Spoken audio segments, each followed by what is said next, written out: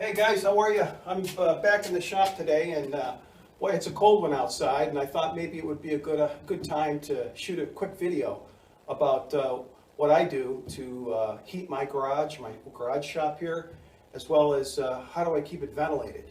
Most everything I've built here is on rollers, and usually if it's nice out, I roll everything outside and do my, whether it's welding or metal grinding, the bandsaw work.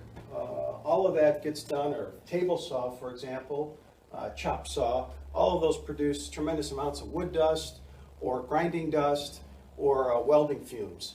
And so doing it outside is quick and easy and safe. So, boy, if it's raining or snowing, or it's as cold as it is today, forget it. Not for me, and it's not safe. So, first I want to talk about the heating, how the different things I've tried that didn't work, and what I've got set up now, and then we'll talk about ventilation. Okay, so the shop is measures. It's a 2-bay garage, and it measures 25 feet by 25 feet by 8-foot ceilings, and that turns out to be 5,000 cubic feet.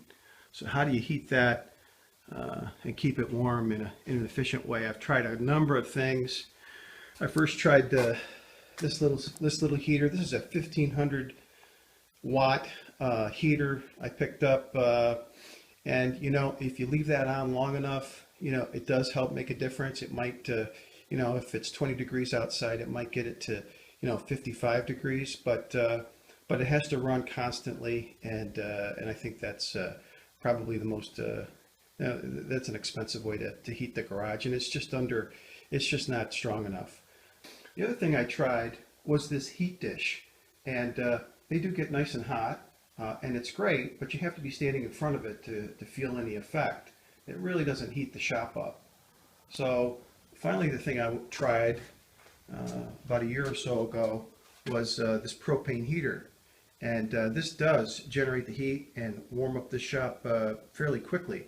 But the only drawback there is you've got to keep a door open, because which lets fresh air in, although it's cold air, so it kind of defeats the purpose, because this thing produces a lot of carbon monoxide.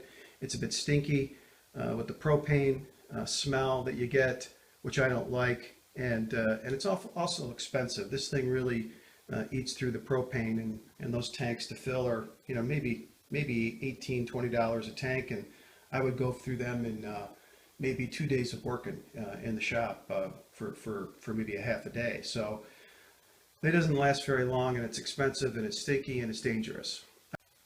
Okay guys, so after trying out each of these things and really not having very good luck for a variety of reasons, I did finally go with a ceiling mount electric forced air heater.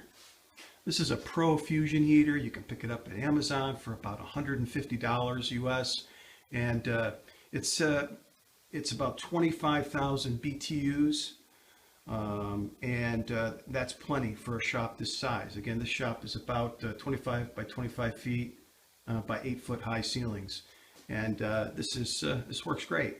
It's got a thermostat on it, so you can set it. I usually set it at about 50 degrees to keep the shop throughout, and I always keep it at 50 degrees. And then and then if I'm working out here, I kick it up to maybe 60, 65. So that's great, and it's been safe. It's been clean.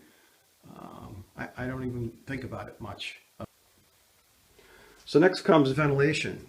So how do I keep this shop ventilated? Everything I do, whether I'm grinding knives here at the belt sander, or if I'm welding, all the welding fumes that come out, and that's all very caustic, and you'll get weld fever, as most of you know who are welding. So it's really important to exhaust that. Table saws or chop saws, or heck, band saws produce a tremendous amount of you know, airborne dust. So the first thing I tried was I built this exhaust fan, and it's really a filter. It filters the air, and it was a big Dayton 20-inch exhaust fan inside here, and I built an airtight box around it, which also serves as a sort of a workstation in the shop, and it's on rollers, so I can wheel it around wherever I want.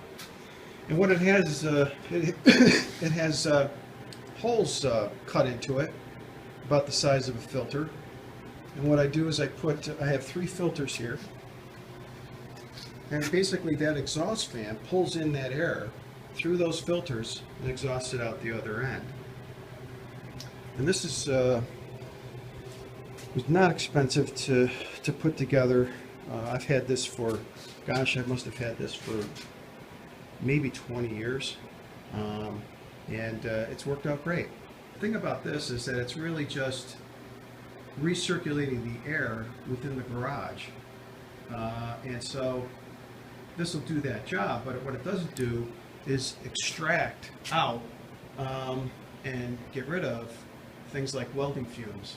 So in order to just extract some of the harmful fumes that come into this shop, is I put in this ductwork. These are 8-inch ductwork that then runs on the other side into an 8-inch, what's called an extreme power US inline duct fan, which runs at about 770 cubic feet per minute in terms of CFM it pulls, and it's only about 56 decibels, so it's pretty quiet. I'll show you how that's on the other side.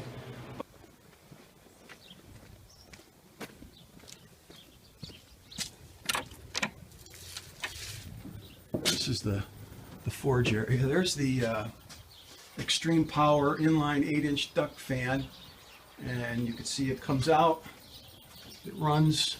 Here's the spot where it comes through the wall from the shop, another 90-degree elbow. I try to limit the amount of turns because I wanted to maintain the CFMs that were coming through this, and it runs right into this inline duct fan. And I've got the power, it's right here, I got the power, it runs right outside, and I've got a power here that, it's like a jet engine when it starts up. Good idea to take this off.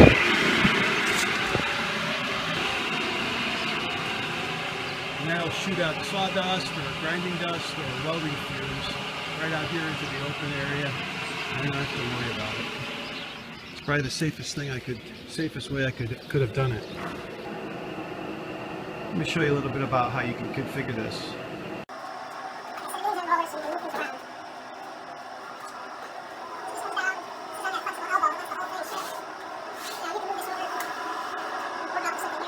Bend it around over here. You know, for the bandsaw, you can, you know, bend it up here for the table saw, and I can shoot it over here. I can roll this welding table out, move my welding table, and this can go right on top of that.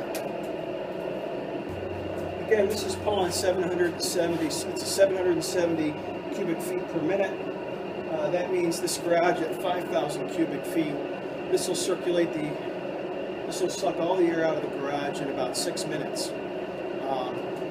Alright, this is just some sawdust. You can just see how powerful this thing is. I think that's plenty powerful. Hey guys, that's it for today. Listen, thanks so much for watching, and hope this was helpful. And have a wonderful holiday for those celebrating, and then of course a great New Year's. All right, take care. Bye.